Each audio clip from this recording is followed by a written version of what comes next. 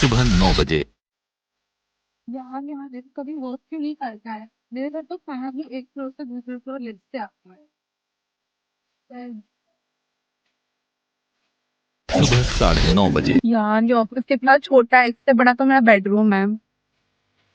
सुबह 11 बजे। तानिया मुझे जरा इसमें हेल्प कर दो। अच्छा मैं आपको बता दूं कि मुझे मेरे घर पे सब बॉस बुलाते हैं, मेरे मम्मी मेरे पापा और मैं छोटा भाई, इवन माय बेस्ट फ्रेंड।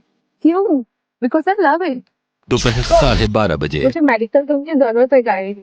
मुझसे नहीं हो पा रहा है इतना काम, कैसे कर लेते हो उसका काम? कि भगवान मैं नहीं कर पाऊंगी। देखो मेरे हाथ में कैसा हो गया है। दोपहर 1:15 बजे। मैं पानी थी। नहीं मैं सिर्फ चाइनीज की बोतल में पानी नहीं थी। दोपहर 3:30 मैं बजे। मैनेजर काटेंगे और तुम रोने लगोगे। लड़कियों को ऐसे इज्जत नहीं मिलती है, दबाव डाल के लेना पड़ता, इसीलिए कहती हूँ मुझे बॉस बोलो। कहो बॉस। आज से मुझे बॉस ही बोला, मुझे वही पसंद है।